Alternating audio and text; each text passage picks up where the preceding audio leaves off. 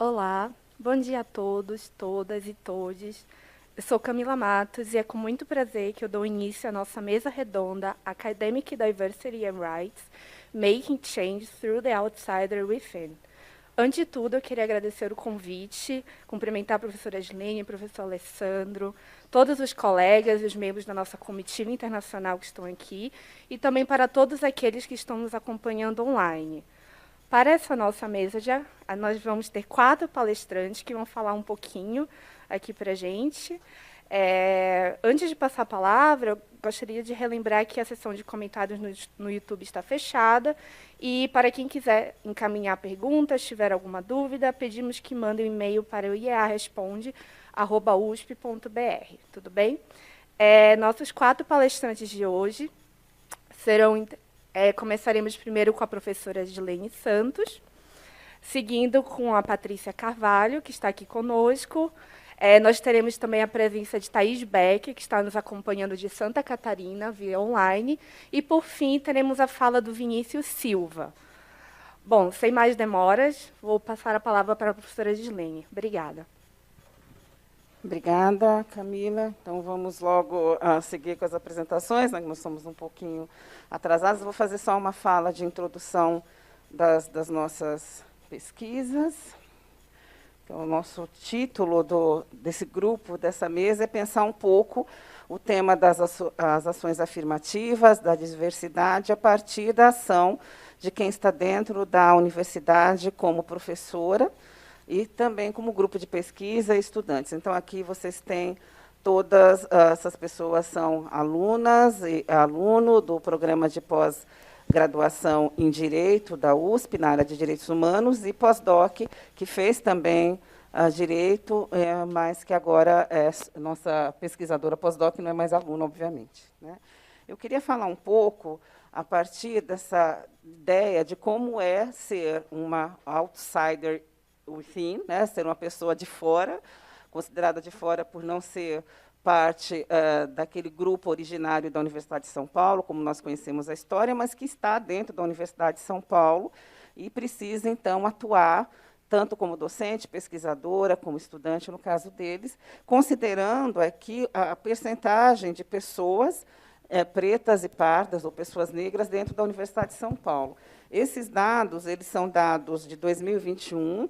Obviamente, nós sabemos que não correspondem à totalidade da comunidade, como já foi mostrada nas falas anteriores, da comunidade negra da Universidade de São Paulo, nem tampouco da comunidade branca, mas dá uma ideia, mais ou menos, de como é que está organizada o número de alunos e professores. Eu gosto de ressaltar aqui a quantidade de docentes, para ter uma ideia bastante nítida do que significa ser um professor ou uma professora negra aqui na nossa universidade.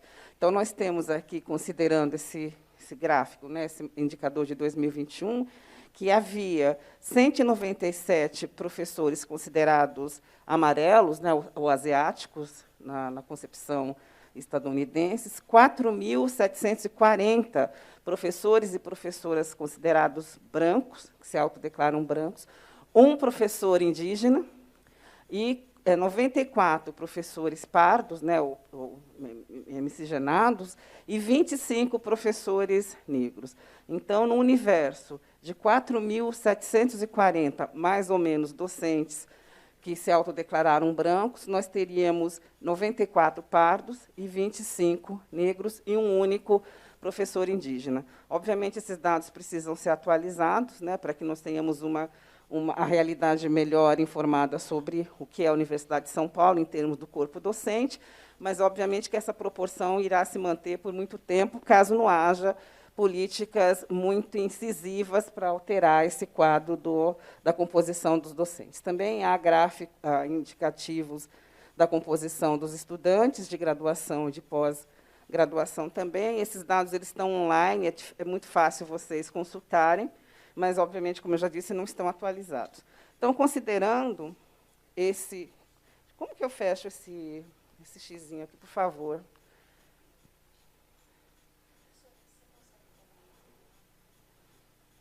Pronto, acho que agora dá para ver, né, melhor.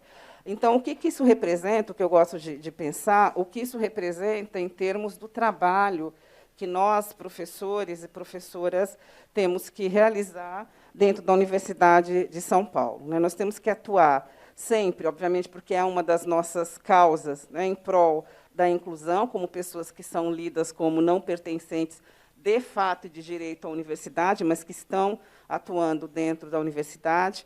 Temos que pensar também, desenvolver estratégias, muitas vezes individuais, para acolher e apoiar os estudantes negros, tanto nas suas demandas pessoais, quanto nas suas demandas acadêmicas. Então, acaba sendo um desafio que cada docente encontra formas de atender. Obviamente, agora nós temos essa esperança, vou dizer sempre esperança, aspas, aspas, aspas, de que a realidade mude, mas, até o momento, o que nós temos feito é cada professor, cada professora encontrar um método, um caminho para lidar com as demandas dos seus próprios estudantes, como o professor Juarez bem apontou, bem salientou, nós somos aquelas pessoas que recebem os estudantes negros na universidade, muitas vezes sem nenhum suporte. Né? Então, nós temos que dar conta do nosso trabalho e também dar conta da demanda trazida por esses alunos. Né? Exercer um ativismo para mudar a cultura acadêmica excessivamente focalizada em temas, procedimentos, alheios à realidade dos estudantes pobres das periferias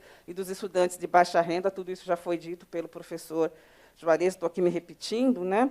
E, nessa direção, nós aqui do grupo, que é do N Periferias, e dos seus subprojetos, então, o que eu vou apresentar hoje, junto com a minha equipe, são algumas discussões associadas a esses subprojetos do N Periferias, que é o grupo de pesquisa das periferias sediado aqui no Instituto de Estudos Avançados, mas em parcerias com outros grupos, como o GEPIS, que fica lá na EASH, no Campus Leste, que os colegas visitaram, e também alguns em parceria com o Laboratório de Direitos Humanos, que fica em Ribeirão Preto, no interior de São Paulo. Tá? Então, são alguns projetos que eu quero trazer, eu vou falar de alguns, eles vão falar sobre outros.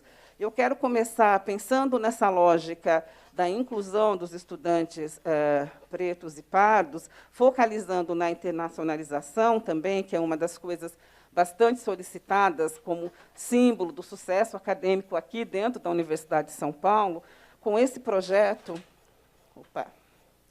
que foi feito entre 2018, 19 e 20, que foi chamado Estratégias de Mulheres Negras para lidar com a discriminação de raça e gênero. Foi um projeto de internacionalização, de intercâmbio de alunas aqui da Universidade de São Paulo para um período de, no mínimo, 6 meses na Universidade de Toronto, do Canadá, sendo que 2 estudantes ficaram 1 ano, né, nesse intercâmbio. Quem nos acolheu lá no Canadá foi a professora que está aqui apontada, a professora Jock Wan, que é uma professora queniana canadense, que acolheu esse projeto e acolheu com muita gentileza e com um esforço muito grande para lidar com a burocracia das universidades, as grandes universidades como a USP, como a Universidade de Toronto, acolheu as estudantes, aqui são 3 das meninas que fizeram o intercâmbio. Aqui a equipe, nossa equipe, junto com a equipe da professora Wan, lá em Toronto, né, durante esse período de intercâmbio. E aqui mais algumas das outras jovens que participaram desse processo de internacionalização. Nós não vamos conseguir apresentar os dados desse período, desse projeto que foi bastante trabalhoso, mas que teve um resultado muito positivo em termos, principalmente, da autoestima de muitas das meninas que foram. Nós tivemos algumas defesas de TCC, trabalhos de conclusão de curso. A última foi de uma jovem que fez esse intercâmbio. Ela teve muito sucesso no trabalho que ela apresentou, foi muito bem aceito, com indicação de publicação, e ela agradeceu muito essa oportunidade de intercâmbio, o sucesso que ela teve, porque ela conseguiu não só se redefinir como pessoa negra nesse processo, de estar nesse grupo, de ter ido para o Canadá, de ter trabalhado lá no Canadá só com professores negros, né? O que aqui na USP ela não conseguia ter, discutindo temas associados à questão racial, o que aqui na USP ela tinha muito pouco.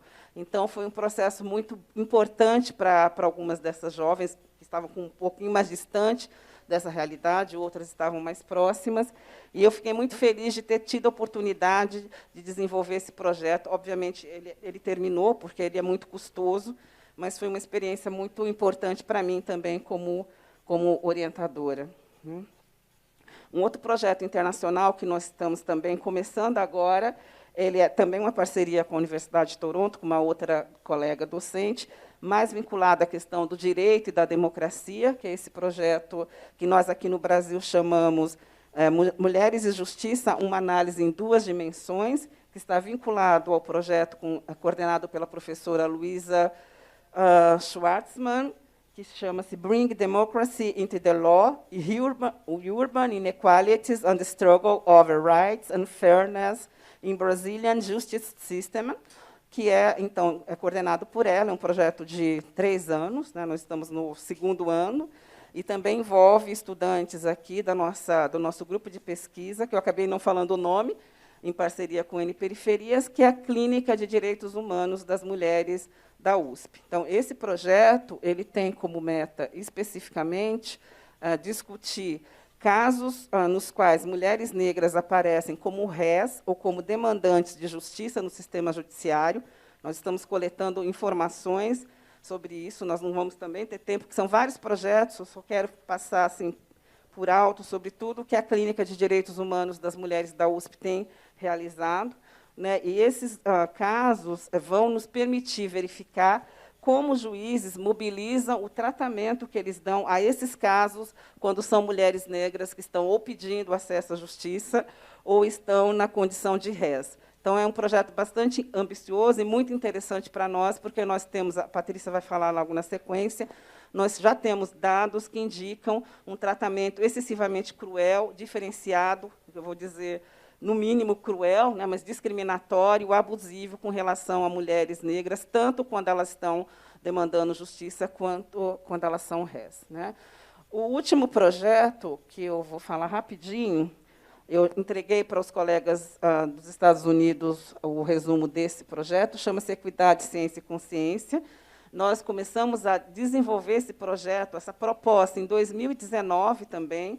Ele foi bastante atrapalhado por conta da pandemia. Nós estamos, ao longo desses anos todos, tentando encontrar apoio financeiro para desenvolver esse projeto de mentoria acadêmica, que tem como meta alcançar estudantes das periferias que estão na escola básica ou na escola elementar, fazendo um projeto de mentoria desde a escola básica até que essas pessoas se tornem doutoras, né, tenham doutorado em boas universidades do Brasil.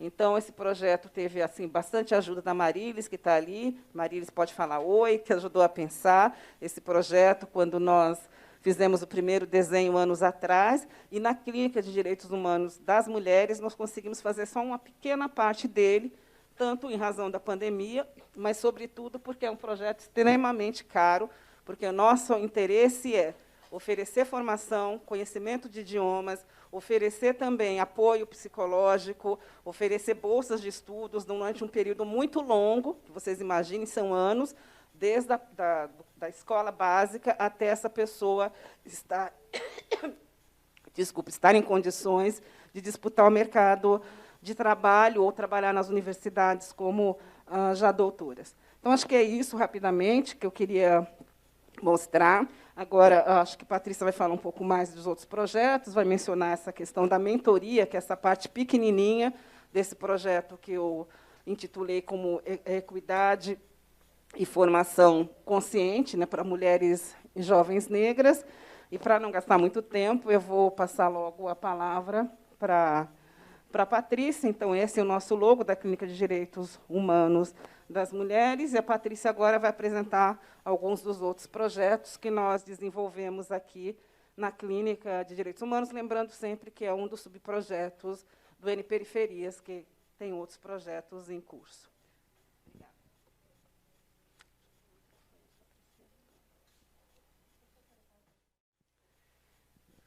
Bom dia. É um prazer estar aqui com todos vocês. Agradeço muito por todos que estão nos acompanhando aqui ao vivo, todos que estão nos acompanhando pelo YouTube.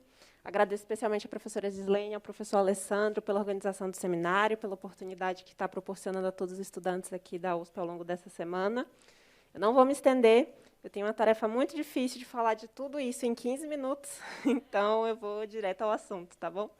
Como a professora já falou, eu vou falar da nossa Clínica de Direitos Humanos das Mulheres, aqui da USP. A prática da nossa clínica, ela abrange uma ampla gama de atividades, até porque a gente está falando de um grupo interdisciplinar, onde nós contamos com pessoas com formação jurídica e com outras formações também. Então, a gente fez uma escolha de não focar em processos judiciais, como é comum em práticas de clínicas de direito, mas a gente foca nas pessoas e nos direitos. Então, a nossa opção é por produzir e circular conhecimento de forma horizontal, aproximando as comunidades vulneráveis dos seus direitos e também da universidade. E a gente faz isso a partir dessas frentes de atuação que eu vou tentar comentar aqui muito rapidamente com vocês, né? A advocacy, a assessoria jurídica, a formação em direitos humanos das mulheres e a mentoria, né, que a gente chama de pré-iniciação científica. Então, como vocês estão vendo aí na tela, todo esse nosso trabalho de todas essas frentes, ele é referenciado em pedagogias críticas e feministas que defendem a produção de conhecimento por meio de um diálogo horizontal. A gente se vale de abordagens teórico-metodológicas interseccionais que privilegiam a crítica às estruturas de opressão racial, de cor, etnia, deficiência, de gênero, e abordagens interdisciplinares na área do direito e na área da gestão de políticas públicas. Falando muito rapidamente da nossa equipe, da nossa história, a clínica ela foi idealizada pela professora Gislene e pela professora Fabiana. Elas são as idealizadoras e também as coordenadoras do projeto. Elas que arregimentaram esse grupo interdisciplinar, uma equipe formada por alunos de diferentes níveis de educação. Então, a gente tem alunos que ainda estão em fase de graduação, alunos que estão na pós, mestrado, doutorado, pós-doutorado. E, em uma parte do projeto, a gente contou como parte do nosso time alunas de ensino fundamental, né? Ensino médio, perdão. Aqui são os grupos que nos apoiam, são os nossos parceiros, a Faculdade de Direito de Ribeirão Preto, que já foi mencionada aqui pela professora, a EASH, Escola de Artes, Ciências e Humanidades, lá da USP Leste. A gente também conta com o apoio da Fundação TID Setúbal, e os nossos parceiros também são o N Periferias e o GPIS. Aí vocês podem ver um pouquinho do nosso time. Como eu falei, um grupo bem diverso, bem interdisciplinar. Nessa tela em específico, a gente tem os alunos de pós-graduação. Aqui a gente tem os alunos de graduação. Como esses alunos eles fazem parte do projeto no transcorrer do curso, né, essa equipe ela acaba sofrendo algumas variações, então tem gente que já participou e que não está aqui na foto. Tem gente que não participa mais e que está aí na foto, tá bom? Só para vocês verem um pouquinho da gente. E agora eu já vou passar para a nossa primeira frente de atuação, que seria o Advocacy, tá bom? Como primeiro projeto, primeiro produto do nosso Advocacy, a gente divulgou recentemente um relatório que foi feito com base em 167 decisões judiciais de casos de aborto.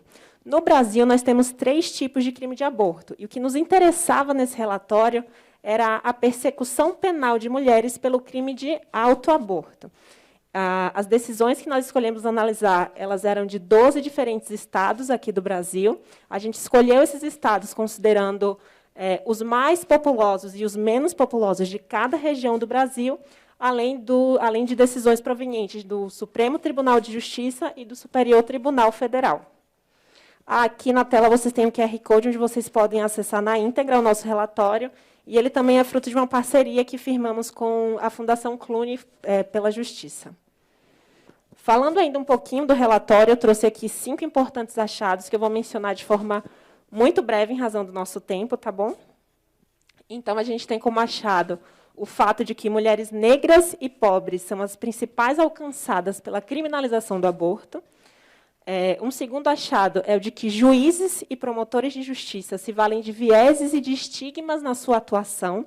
Então, eles chegam a descrever as mulheres que estão sendo processadas como frias. Eles dizem que são mulheres que têm total desprezo pela vida humana. Só para trazer aqui alguns exemplos para ilustrar esse segundo achado. Como terceiro achado, a gente observou que essa persecução criminal dessas mulheres ela se dá sem elementos suficientes, né, que é o que a gente chama aqui no sistema brasileiro de requisitos de autoria e materialidade. Eles são requisitos que estão previstos na nossa lei, e o que a gente observou é que os processos criminais seguem sem que exista uma prova inequívoca de que houve um crime e e sem que haja uma prova inequívoca de que existe uma relação de autoria entre esse crime e a mulher que está sendo processada. E, nas decisões, os juízes alegam que isso é importante porque existe um princípio que deve privilegiar o interesse da sociedade na persecução desse crime, porque é um crime de alta periculosidade, aquelas mulheres precisam ser processadas e detidas porque elas representam uma ameaça à segurança social. A gente, de fato, leu isso em muitas dessas decisões. Como quarto achado, a gente observou que muitos dos processos se fundam em provas que foram obtidas de forma ilegal, então, provas que não poderiam estar subsidiando aquele processo, né, observando aí as normas que regem o processo penal brasileiro. E, como quinto achado, a gente observou o sistema de saúde pública, o SUS, como porta de entrada dessas mulheres no sistema de justiça criminal.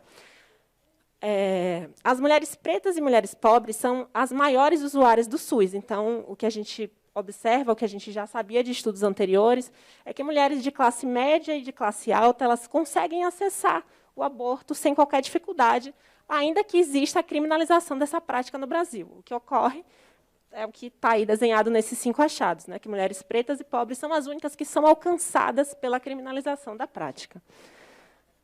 Além disso, mulheres pretas e pobres aqui no Brasil também são maioria da população que moram em condições de maior insalubridade, situações de habitação precária, sem saneamento, sem esgotamento sanitário.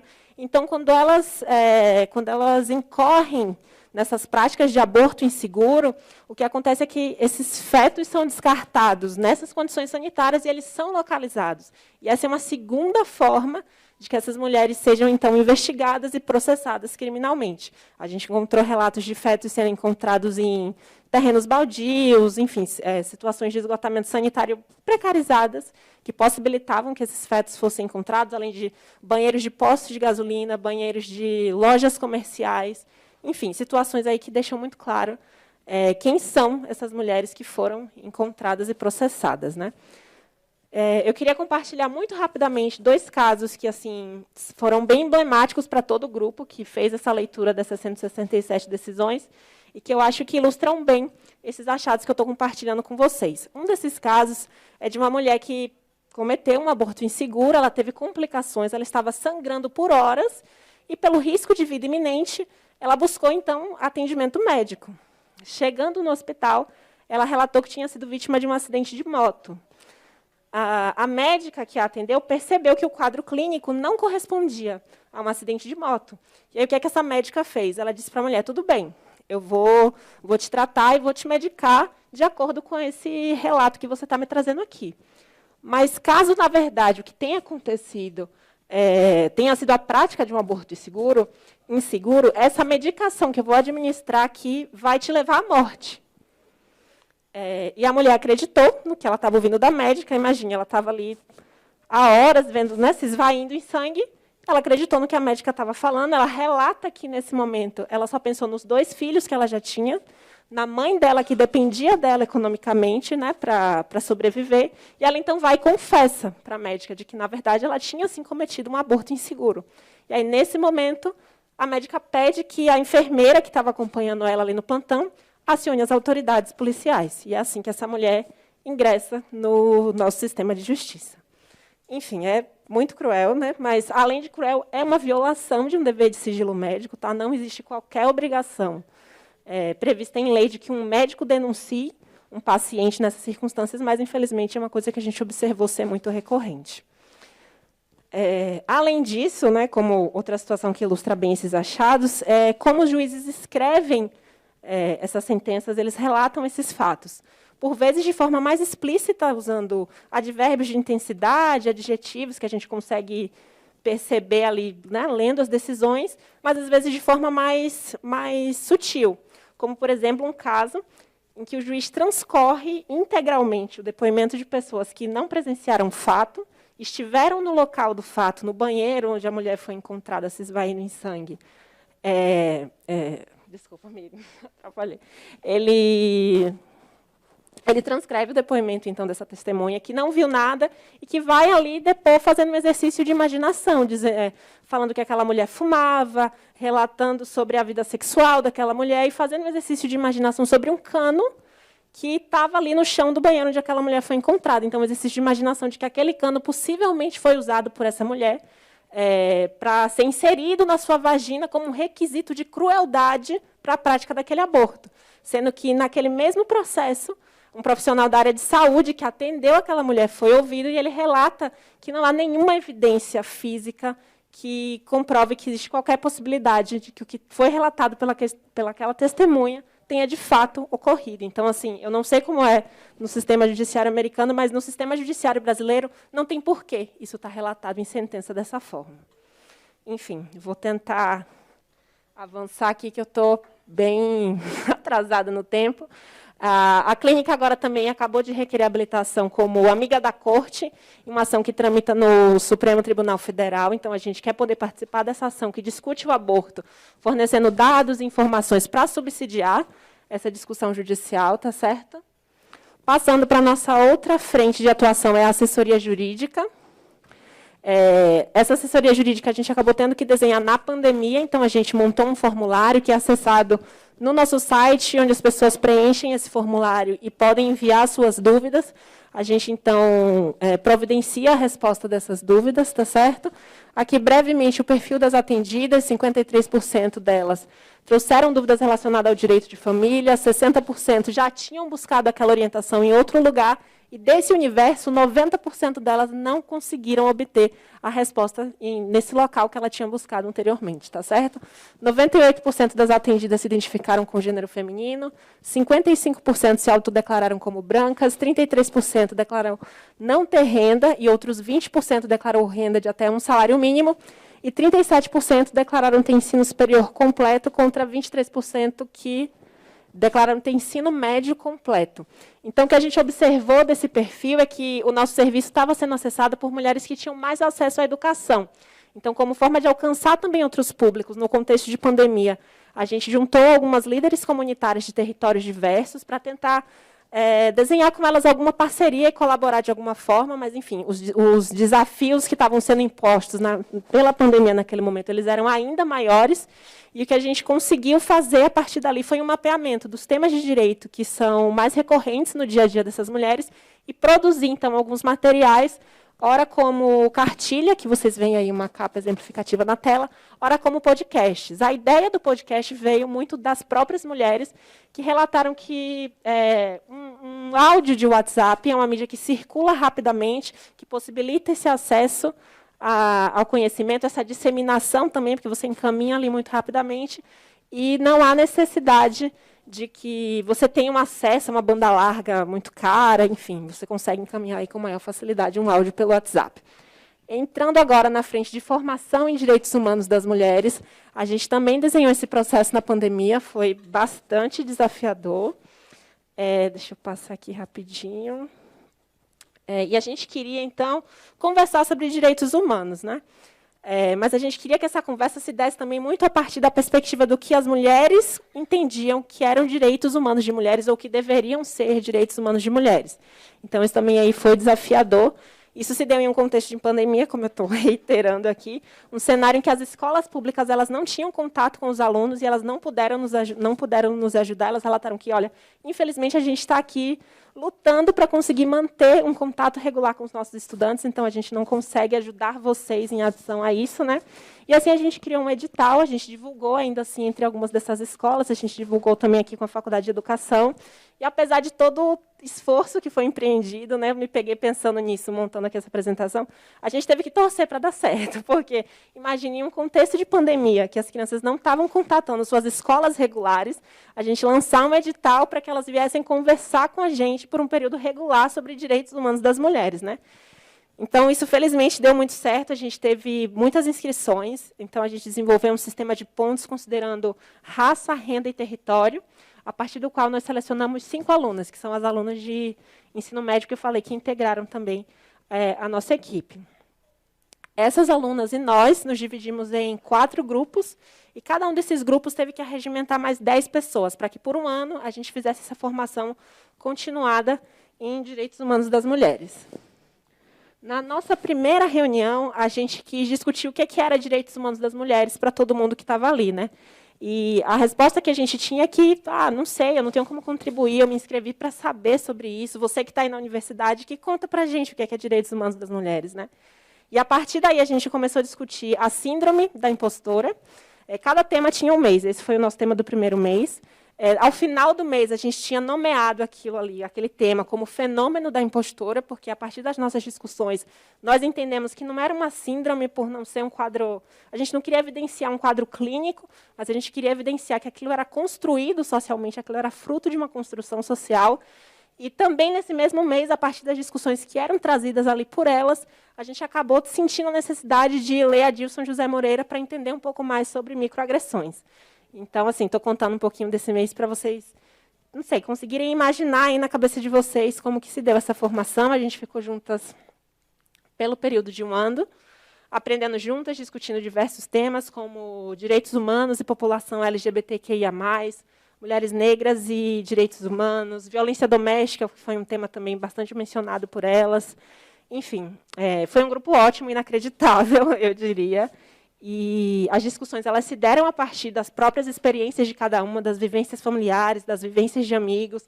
Elas sempre traziam músicas, poemas, filmes. Era um grupo assim, muito criativo, muito diverso. E foi assim que a gente produziu esse conhecimento ao longo de um ano. Como um produto que a gente está extraindo desse ano de discussão, estamos prestes a lançar uma série de vídeos que tem como tema os mesmos assuntos que nós tratamos nessa formação e que tenta refletir nesse vídeo também essa perspectiva de discussão que aconteceu durante as reuniões. E esse vai ser o nome da nossa série, né? Porque esse é um tema de direitos humanos das mulheres. Aqui a gente já concluiu, né, esse projeto de formação. Esse gráfico aí ilustra uma parte de um questionário que a gente aplicou com as participantes, e elas indicam, então, a progressão do nível de conhecimento delas sobre o tema de direitos humanos. E essas mesmas 5 alunas que foram selecionadas participaram do nosso projeto de mentoria, que tinha como objetivos aprimorar a capacidade de leitura, a competência de pesquisa, a capacidade de organização de trabalhos e o conhecimento inicial sobre métodos científicos e de sua importância. Então, acho que eu já passei do meu tempo. Então, é isso, gente. Muito obrigada, tá? Fico à disposição.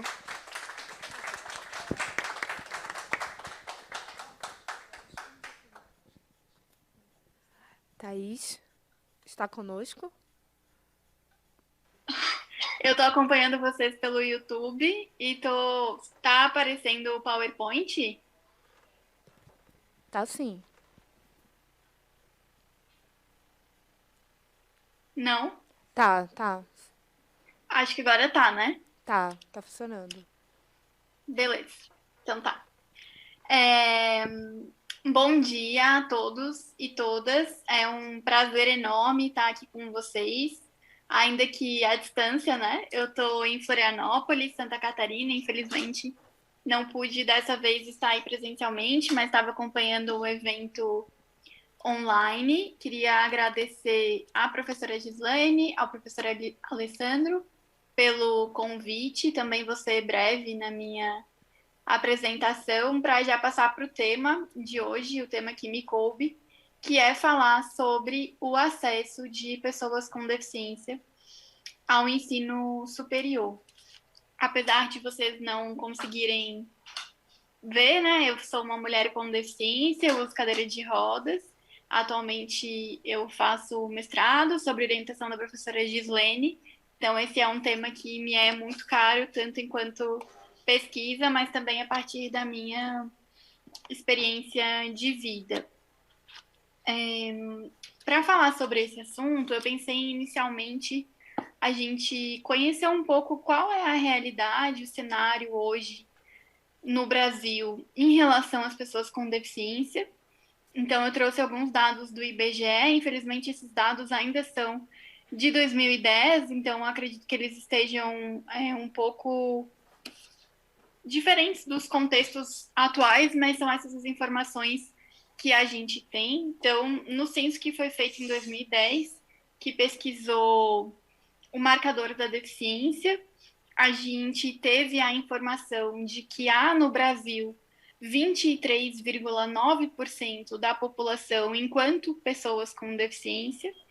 Esse dado ele foi analisado também numa perspectiva desagregada de raça e cor, e aí vocês estão vendo aí no gráfico os quantitativos que a gente tem.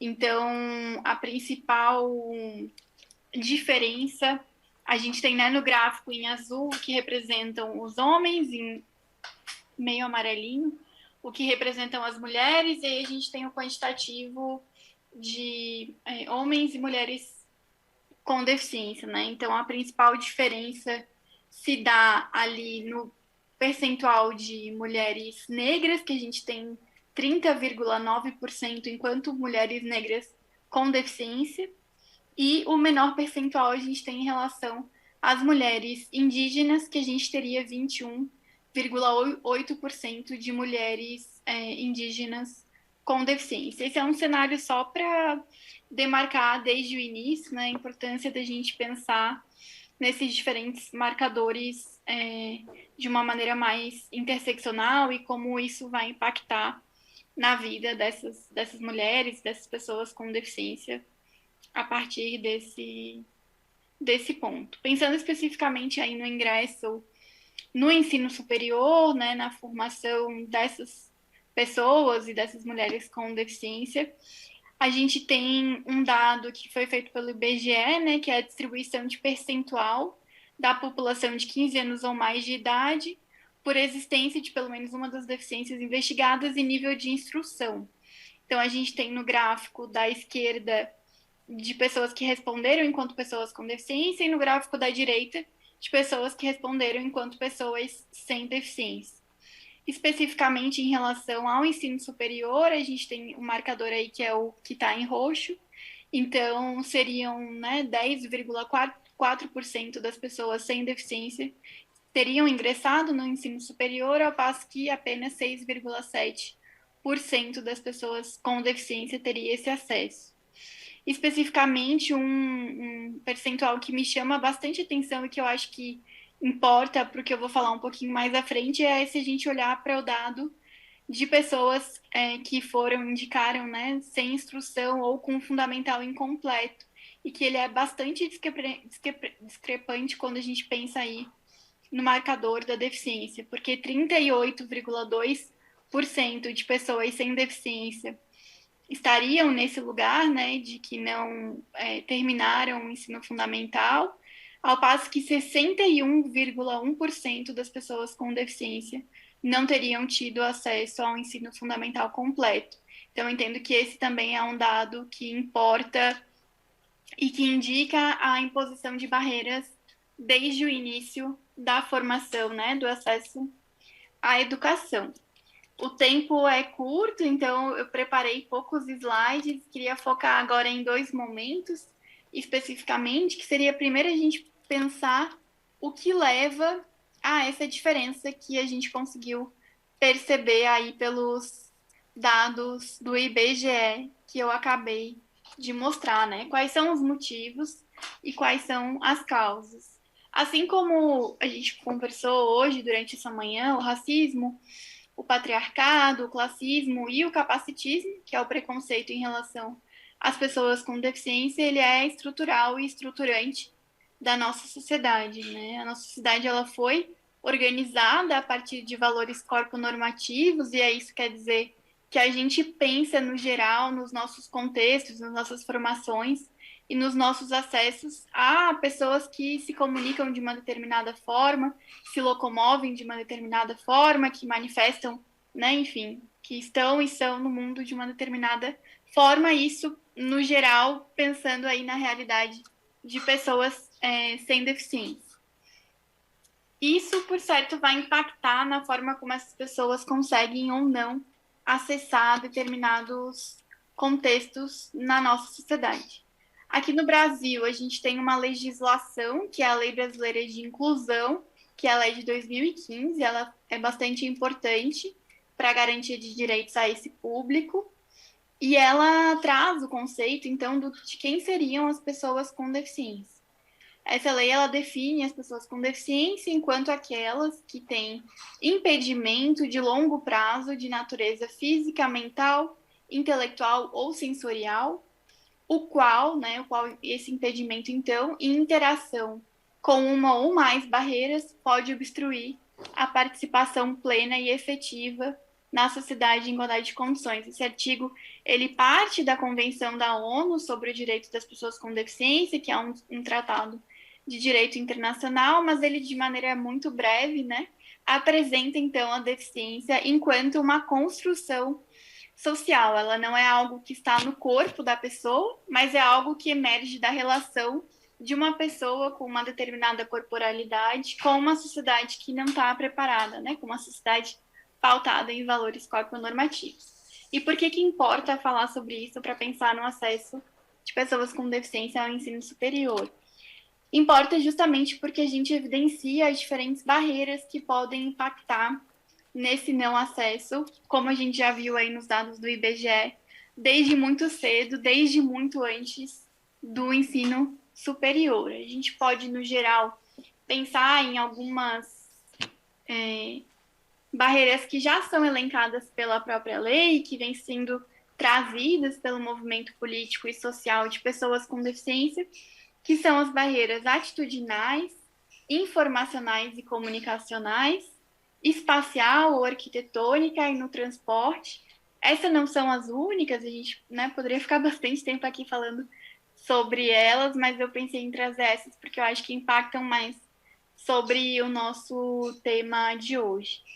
A barreira atitudinal é especificamente o capacitismo, né, em relação às pessoas com deficiência. E aí a gente fala muito sobre preconceito, situações de discriminação, estima e reconhecimento social. E aí isso na academia vai ter um impacto bastante grande, com certeza, né, nas condições ou impossibilidade de permanência dessas pessoas no ensino superior. Mas então a gente está falando sobre essa dimensão da estima social quando a gente pensa nas barreiras atitudinais. Temos também barreiras informacionais e comunicacionais, que são relacionadas ao acesso à informação e às possibilidades de comunicação. Aqui a gente pode pensar sobre, por exemplo, a necessidade de presença de intérprete de Libras, quando a gente tem pessoas surdas participando, né, do ambiente universitário, o acesso a recursos, por exemplo, software de leitores de tela. Se a gente tem uma pessoa cega ou com baixa visão que vai utilizar um equipamento, um computador, um celular, enfim, ela provavelmente vai precisar de um software como esse para acessar o conteúdo. E aí isso, no contexto educacional, leva também a uma demanda de professores e professoras disponibilizarem os seus conteúdos de tal forma que eles sejam acessíveis por esses softwares, né? Às vezes pode haver necessidade de disponibilização de legendas, porque nem todas as pessoas surdas se comunicam em Libras, né? Algumas delas se comunicam de maneira oralizada, e aí, nesse sentido, precisam do idioma em português escrito, né? Não só de maneira oral. Mas, enfim, isso de maneira geral seriam essas barreiras informacionais e comunicacionais. A gente tem também as barreiras espaciais, que no geral acho que é o que a gente habitualmente pensa logo de cara, que são as barreiras arquitetônicas presentes nos espaços físicos, e as barreiras nos transportes, que aí, enfim, meio de locomoção, a gente pode pensar tanto no transporte público, mas também nas próprias calçadas, e a gente vai ter uma relação do transporte com as barreiras espaciais. Esse é um cenário bem breve, para não ficar talvez muito utópico e muito distante, mas para a gente pensar como isso impacta a realidade das pessoas com deficiência, e inclusive a associação entre essas diferentes barreiras e o que isso vai produzindo na experiência, no ingresso, na permanência de pessoas com deficiência no ambiente universitário. Algo que eu lembro que me marcou muito quando eu ingressei, né? Eu faço mestrado sob orientação da professora Gislene na Faculdade de Direito da USP, e algo que me marcou muito no meu primeiro dia de aula na Faculdade de São Francisco foi quando eu cheguei e não tinha elevador, né?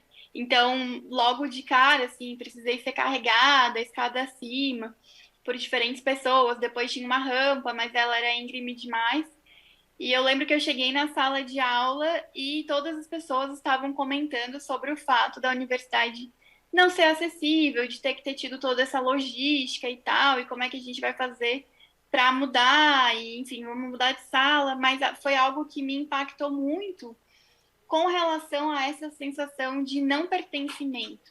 E aí eu penso que a gente pode associar, né, essa dimensão aí da barreira espacial, que naquele caso era não elevador, há também uma barreira atitudinal, que é o que pessoas em situação de vulnerabilidade, pessoas marginalizadas, que podem ser pessoas com deficiência, mas outros grupos também, o que faz, né, o que produz na gente o fato de sermos diariamente, cotidianamente expostas a situações de violência e o que isso pode acarretar, né, e que muitas vezes acarreta na nossa não permanência no ambiente universitário.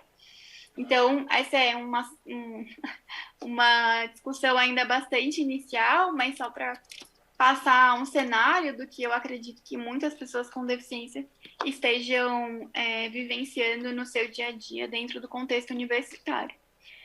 Claro que esse contexto é bastante difícil, são situações complexas, porque são estruturais, mas ao mesmo tempo cabe, eu entendo, a todos nós, enquanto coletividade, enquanto sociedade, enquanto instituição, pensar em estratégias e possibilidades de atuação para mudar esse cenário. Então, nesse slide, também já fazendo aí uma prática de inclusão, vou fazer a descrição da imagem. A gente tem uma imagem de um cartaz, onde está escrito Disabled People Fight Back, Equality, Powerless, né? Pain, Nothing About Us Without Us, que é o lema da Convenção sobre o Direito das Pessoas com Deficiência, né? Que foi traduzida para o português como Nada Sobre Nós Sem Nós. A gente tem esse cartaz, duas mulheres, uma mulher que parece estar numa cadeira de rodas, porque ela parece um pouco mais baixa, mas é uma inferência minha, e uma outra mulher também segurando esse cartaz.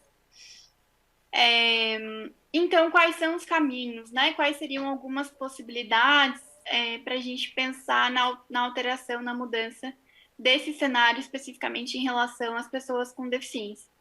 Eu entendo que há ações que podem ser tomadas mais a curto e médio prazo, pensando nesse acesso, na permanência e no pertencimento dessas pessoas ao ambiente universitário e ao ambiente acadêmico, e também outras ações que são ações mais a longo prazo. Pensando especificamente no acesso e na permanência, além do que eu já mencionei, né, de políticas afirmativas, políticas de permanência, como, por exemplo, esses recursos tecnológicos, de softwares de leitores de tela, também recursos humanos, eu destacaria, considerando o pouco tempo que a gente tem, que é uma reivindicação que tem sido feita muito pelo movimento feminista de mulheres com deficiência, que é a necessidade da gente ter uma política do cuidado pública, aí seja num contexto institucional da universidade, também para fora dele, que significa basicamente, né, que hoje as pessoas com deficiência que conseguem ingressar no ensino superior, muito provavelmente, são pessoas com deficiência com baixa necessidade de mediação para suas atividades de vida diária, e eu quero dizer pessoas que conseguem fazer as suas coisas sozinhas, né, não precisam de apoio de ninguém, ou quando precisam de apoio, são pessoas que vêm de uma classe média alta e que a sua família vai poder custear esse apoio. O que a gente percebe de maneira muito grande é que a ausência de uma política pública do cuidado faz com que pessoas com deficiências pobres, negras, das periferias, não consigam acessar, tampouco permanecer no ambiente universitário. Então, essa é uma reivindicação que eu entendo bastante importante para a permanência e o acesso dessas pessoas nesse contexto. E a longo prazo, a gente precisa pensar urgentemente aí na educação, no acesso, na educação escolar inclusiva de base, como já terminando, né? Aquele dado que eu mostrei do IBGE, as pessoas com deficiência não conseguem acessar o ensino fundamental, tampouco elas conseguirão chegar mais à frente no ensino superior.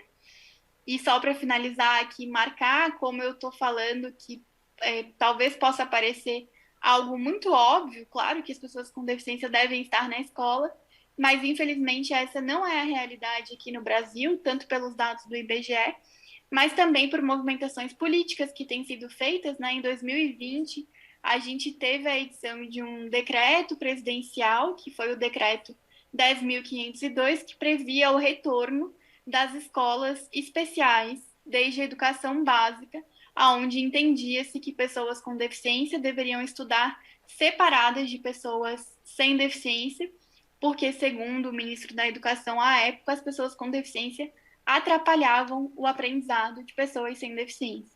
Então, essa é a compreensão que a gente ainda tem em relação à deficiência no contexto brasileiro. E se a gente quer pensar no acesso ao ensino superior, a gente tem que ir também um pouco mais a fundo, pensar na própria percepção que a gente tem em relação à deficiência de uma maneira mais geral. Era isso, considerando o meu tempo, eu agradeço muito a oportunidade e fico à disposição para continuar esse diálogo depois também.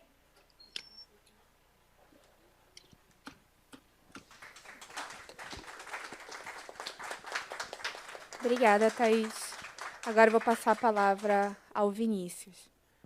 Bom, boa tarde a todas as pessoas. Queria começar agradecendo, né, a oportunidade de partilhar essa manhã de muito aprendizado com todos vocês. Agradecer especialmente ao professor Alessandro e à professora Gislene pela organização do seminário, fazer uma saudação aos colegas de mesa que estão aqui, que estão também online, aos professores da comitiva dos Estados Unidos que estão aqui, né, essa semana também compartilhando, né, o conhecimento sobre o tema das ações afirmativas. A minha fala aqui hoje, acho que foi muito motivada pela minha pesquisa que eu tenho desenvolvido, né, no mestrado de Direitos Humanos lá na Faculdade de Direito da USP, sob a orientação da professora Gislene, mas também a partir da minha prática profissional na Defensoria Pública de São Paulo, onde eu tive a oportunidade de coordenar por 4 anos, né, um núcleo especializado de defesa da diversidade e da igualdade racial, e pude trabalhar de uma forma mais central as demandas, né, a pauta racial, né, principalmente no sistema de justiça, onde as ações afirmativas, né, sem dúvida, uma das demandas ainda muito centrais e muito importante para os coletivos estudantis, para o movimento social. Então, o que eu pensei em trazer aqui na minha fala era trazer um pouco de uma abordagem das ações afirmativas a partir do viés da branquitude, né, que eu acho que é um aspecto que está na gênese da discussão das ações afirmativas no Brasil, né, e que a gente muitas vezes acaba não visibilizando, e como que a branquitude, em certa medida, moldou o modelo de ações afirmativas que a gente tem hoje e os desafios atuais que isso tem proporcionado, principalmente no que tange a efetividade das ações afirmativas, né? Então, eu tinha preparado uma fala, mas eu acho que a fala caiu um pouco, porque acho que eu consigo falar melhor de uma forma espontânea, sem ler. Então, o que eu pensei em trazer, né, quando a gente estuda ações afirmativas no Brasil, a nossa primeira grande referência, embora saiba que o debate é antigo, né, quando a gente vai ler lá os textos do Abdias na década de 70, nos anos 80, no processo de redemocratização, a gente entende que o marco é a Conferência de Durban, em 2001, né, quando, de fato, os movimentos sociais conseguem implicar o Estado brasileiro do ponto de vista internacional, denunciando a existência do racismo, né, e trazendo a necessidade de construção de políticas públicas específicas para a população negra. E o enfoque na educação acaba sendo muito estratégico por pensar a educação como um direito social que acaba possibilitando, né, a ascensão social da população negra. Então, esse é o grande marco, né, quando a gente começa a estudar as ações afirmativas no Brasil. Em 2002, já no ano seguinte, né, os principais veículos de comunicação passam a retratar no debate público essas desigualdades que foram denunciadas em Durban, e começam a surgir as primeiras iniciativas de ações afirmativas para negros, inclusive com essa nomenclatura em algumas universidades estaduais e, posteriormente, na UNB, que foi a primeira universidade federal a instituir as ações afirmativas num modelo um pouco diferente do modelo americano, né? O modelo americano, ele é um modelo que a raça é um fator importante de seleção, mas não há a possibilidade de você fazer a reserva de vagas com um percentual, com a cota, como existe no modelo da Índia, por exemplo. Então, isso começa a acontecer, né, nas principais universidades estaduais, nas universidades federais, mas, paralelo a esse desenvolvimento, surge também uma reação muito grande, né, de notáveis, eu aqui não vou chamar de intelectuais, vou usar essa nomenclatura notáveis, porque muitos dos que assinam, inclusive, aquele decreto não podem ser, aquele manifesto podem ser nomeados como intelectuais, mas notáveis, pessoas que têm o privilégio, né, de acessar veículos de comunicação, de serem pessoas colunistas da grande imprensa, né, notadamente do jornal o Globo e da Folha de São Paulo, que passam a ser articulistas, né, articular publicamente, né, o fracasso das ações afirmativas antes mesmo delas serem implementadas no Brasil, né? Então, a Cida, que teve aqui recentemente, inclusive, tem um texto muito importante lá no início dos anos 2000, nomeando, né, essa reação como uma branquitude, né, acadêmica articulada contra as ações afirmativas, né, no Brasil. E ela vai defender, né, que essa branquitude, inclusive, essa defesa da branquitude está relacionada à defesa de um privilégio, de um lugar historicamente ocupado por pessoas brancas, não sendo necessariamente uma defesa, né, da identidade, mas sim uma defesa da universidade como propriedade mesmo, como um lugar onde os brancos sempre tiveram presentes e a população negra não estava presente, né? E o que mais angustia, né, quando você passa a fazer esse estudo é que você verifica que os índices, né, socioeconômicos da população negra já indicavam a desigualdade educacional, né, que não era só apenas uma desigualdade socioeconômica. Havia uma desigualdade racial claramente denunciada, né, pelos dados do IPEA, os dados do IBGE, né, a denúncia pública que o movimento social historicamente sempre fez em relação ao acesso educacional da população negra a nível superior. Então, é um pouco contraditório, um pouco, né, chocante ver tão bem documentado do ponto de vista dos dados e tanta resistência à criação de ações afirmativas com recorte racial, né? Então, o que a gente percebe, de uma certa forma, que essa branquitude ela conseguiu refrear em muito o avanço, né, das ações afirmativas no Brasil. E 2009 é considerado um ano muito importante, que foi um ano da judicialização, né, que o debate foi para o judiciário, né, o Partido Democrata, né, então o PFL, ingressou com ação declaratória de descumprimento de preceito fundamental, questionando a política de cotas da UNB, e essa judicialização ela conseguiu refrear em muito, né, o avanço de ações afirmativas em grandes universidades, digamos assim, né, por exemplo, a USP, a própria Unicamp, a Unesp, a UFRJ, a Universidade Federal de Minas Gerais, foram universidades que acabaram refreando, né, esse avanço das ações afirmativas por conta tanto dessa articulação como pela judicialização. E entender esse contexto é importante porque o governo brasileiro ele vai adotar uma estratégia de não enfrentamento da branquitude acadêmica, que eu entendo que foi uma estratégia bem sucedida, mas do ponto de vista do que a gente garantiu no modelo de ações afirmativas para negros, equivocada, né? O governo optou em fazer esse debate junto com o debate da expansão universitária, né, com o programa Reúne, né, que foi criado para garantir a reestruturação das instituições federais de ensino superior, que acabou gerando novas vagas, novos cursos, aumento de quadro de pessoal. Então, a rigor, né, não houve nenhuma perda para a branquitude, né, do ponto de vista material de espaço. Na verdade, houve uma ampliação de espaço, foi uma solução consensuada, né, para que, de fato, garantisse a ampliação das ações afirmativas na universidade. Então, em muitas dessas universidades, a adoção de ações afirmativas não foi por convencimento da importância da política pública, mas foi por troca de recebimento de recursos orçamentários. Então, esse é um aspecto também muito importante para entender que, mesmo em lugares onde as ações afirmativas foram implementadas há mais tempo, né, antes mesmo da lei, em 2012, a resistência permanece presente, né, permaneceu presente. Em 2011, o Supremo, né, julga a constitucionalidade das cotas e isso, de uma certa forma, impulsiona, né, o andamento do projeto de lei que tramitava no Congresso Nacional. A lei ela é aprovada em 2012, né, sancionada pela presidente Dilma, inclusive numa sessão bastante, né, discreta, com pouca presença do movimento social negro, mas a lei ela traz justamente impactos, né, a conformação da lei ela traz impactos justamente por conta dessa resistência histórica, né, que a branquitude, né, fez em relação às ações afirmativas. A própria denominação, né, de ações afirmativas para negros, que virou cotas raciais, né, e de cotas raciais a política não tem absolutamente quase nada.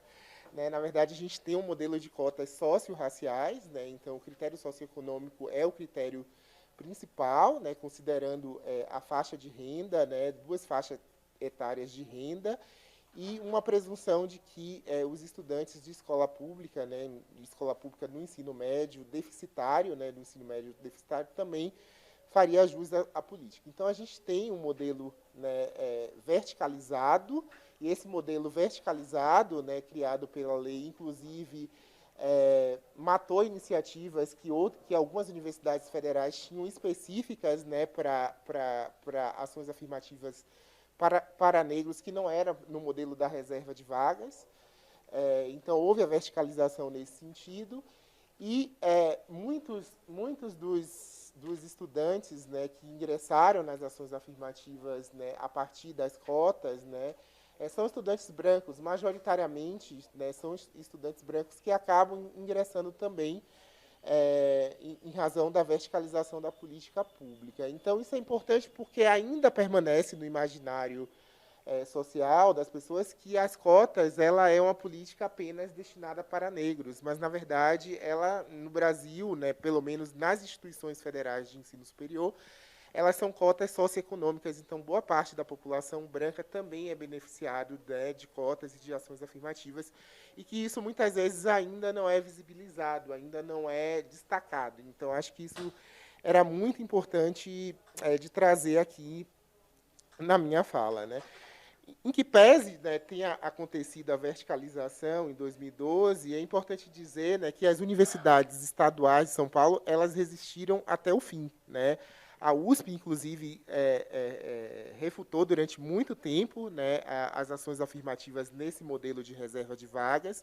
Ela criou o Inclusp, que era um programa, né, que dava bonificação para candidatos negros e negras, né, que recebiam um acréscimo na pontuação no vestibular da FUVEST, e que eram, quando comparados, né, pesquisas empíricas que comparavam a inclusão pelo Inclusp e pelo modelo da reserva de vagas, mostravam, inclusive, que a Universidade de São Paulo estava atrasada, que não tinha o mesmo efeito, né, do que as cotas.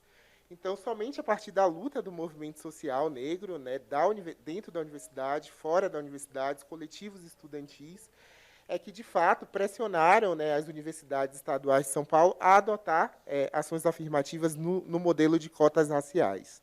A Unesp foi a pioneira, né, o professor Juarez trouxe aqui uma fala super importante, em 2014, e a USP e a Unicamp aprovaram em 2017, mas com implementação apenas no primeiro semestre de 2018. Né?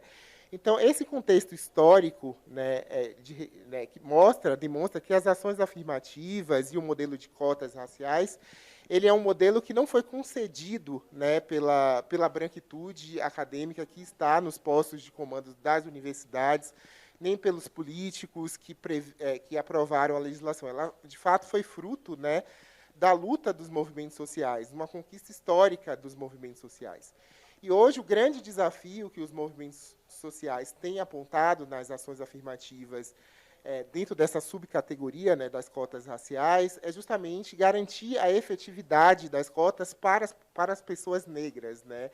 E tem surgido, né, desde 2014, reacendido, na verdade, né, desde 2014, o debate sobre o controle das autodeclarações raciais, que está, no meu ponto de vista, associado, né, a uma branquitude que ainda vê a universidade como um lugar de propriedade, um lugar de privilégio, né, e que garantiu, né, e que perdeu o debate público, né, e o debate jurídico da implementação das cotas, e que se articula, né, novamente trazendo o debate da miscigenação racial para evitar o enegrecimento da universidade. Esse é o meu ponto de vista. O debate de pano de fundo que está por trás das comissões de heteroidentificação e das fraudes das cotas é justamente essa resistência, né, e essa articulação da branquitude contra o enegrecimento da universidade. Então, hoje, o que se coloca como grande desafio, né, no tema das ações afirmativas é a questão do acolhimento, como foi trazido aqui, a questão das políticas de permanência, a garantia de recursos que os estudantes possam ter, inclusive, né, uma saúde mental, como foi muito bem trazido aqui na pesquisa anterior, mas também a efetividade garantindo, né, que, de fato, as pessoas negras, as pessoas que têm um fenótipo, que são lidas pela sociedade como negras, ingressem na universidade por esse modelo, né, de cotas raciais. A gente tem um dado de que, das 69 instituições federais de ensino superior, 65 já adotam, né, as comissões de heteroidentificação. É um processo que vem se institucionalizando. Né, eu, inclusive, na próxima semana, vou apresentar, né, no encontro de pesquisa empírica de direito, uma pesquisa que fiz sobre a jurisprudência do Tribunal de Justiça de São Paulo sobre o trabalho das comissões. Né, eu pude analisar 130 acórdãos, né, do Tribunal de Justiça de São Paulo de 2013 a 2022. Eu considerei 2013 porque é o ano que a Prefeitura de São Paulo, que é a primeira, né, a instituição pública a adotar ações afirmativas, esse marco temporal é por conta desse período, né? Então, eu analisei cerca de 130 acordos e, majoritariamente, né, a hipótese desse meu estudo se confirmou de que o Tribunal de Justiça de São Paulo, ele, de fato, tem referendado as decisões das comissões de heteroidentificação. São poucos os casos que o Tribunal de Justiça afasta, né, a decisão das comissões.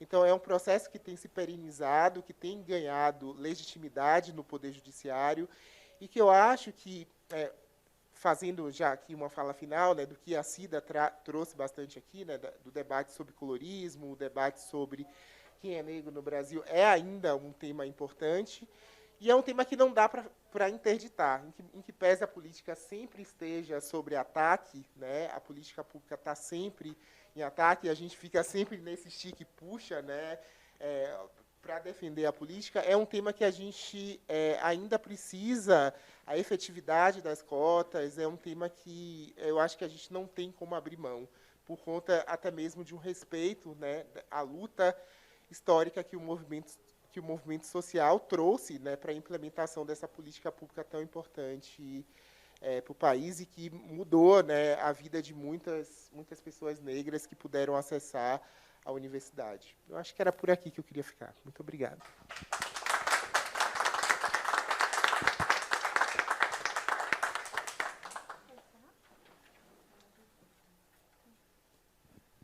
Bom, acho que essa é uma amostra dos trabalhos que estamos realizando aqui na Clínica de Direitos Humanos das Mulheres da USP, no N Periferias, e nós recebemos algumas perguntas, que eu não sei se nós vamos conseguir responder, mas, pelo menos, eu quero ler para registrar.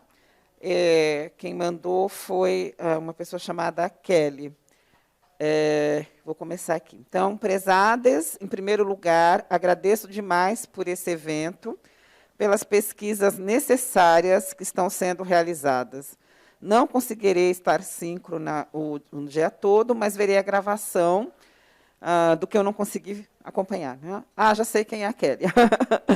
Sou psicóloga na IASH. Oi, Kelly, tudo bom? Uma colega lá de unidade. Numa vertente da psicologia escolar crítica e atualmente coordeno o programa de tutoria na unidade, na IASH. Né? Deixo minhas perguntas e o desejo de seguir em contato para que possa avançar no sentido de um programa de tutoria que funcione a favor de uma dinâmica institucional antirracista, de permanência e do bem viver universitário para todas e não só para alguns. Aí já há convite para trocas, para o grupo também do projeto do professor Alessandro, né? Aí ela faz uma série de questões, né? Como a USP pode ser antirracista com orçamento zero para a pró-reitoria de inclusão e pertencimento? Essa pergunta não é para nós, acho que é para outras pessoas da gestão informarem como lidam com essa questão do orçamento, né? Segunda pergunta, vocês consideram que precisamos de uma formação antirracista obrigatória para toda a comunidade universitária? Né? Ela fala, nós consideramos que sim. Depois, há um projeto de observatório que denuncie práticas pedagógicas bancárias na USP, bem como divulguem práticas antirracistas?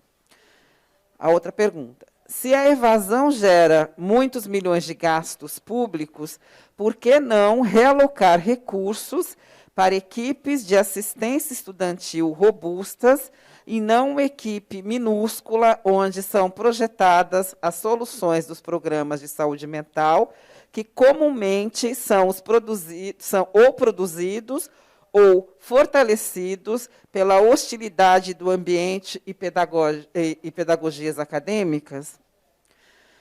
Como é possível a assistência estudantil contribuir com a saúde mental de estudantes sem ter poder de fala nas instâncias de poder da universidade e sem facilidade de acesso a dados sobre permanência?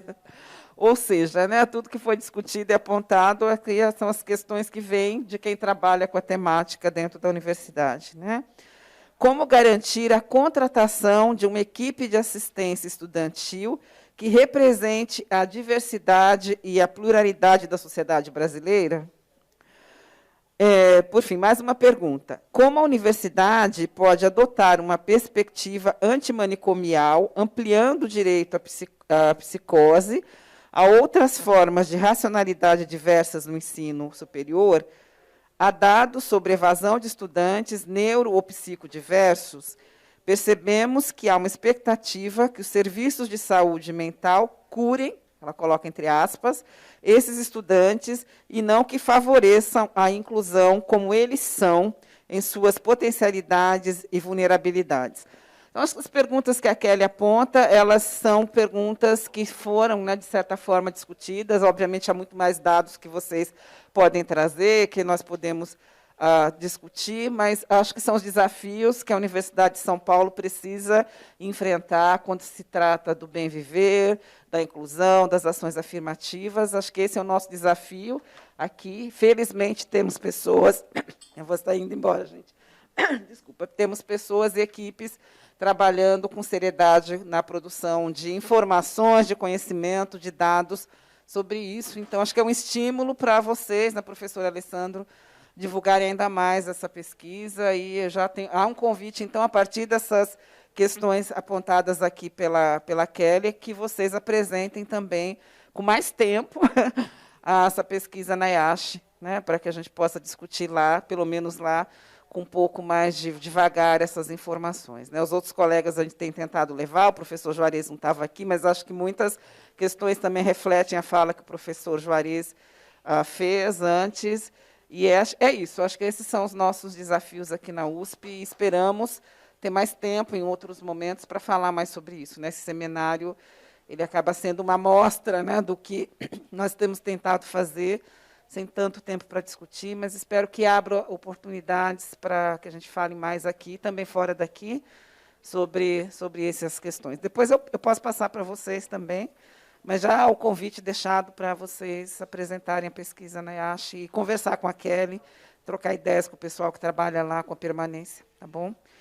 Gente, acho que nós temos que encerrar agora, né, para o almoço, para dar tempo de voltar depois. Eu não sei se o professor Alessandro quer falar alguma coisa. Acho que a gente poderia encerrar para poder dar tempo de voltar, tá bom? Então, agora nós vamos fechar esse período da manhã do seminário. Eu agradeço mais uma vez a todas as pessoas que estão acompanhando o seminário online, as que estão aqui presentes. Nós vamos fazer uma pausa até as 2h30, é isso? Até as 2h30 para o almoço, para um descanso. E aí nós voltamos às 2h30 com a conferência da professora Sharon Davis, e depois seguida da conferência do professor Edwin Dorn. É isso, né, professora? Aqui mesmo, nessa sala.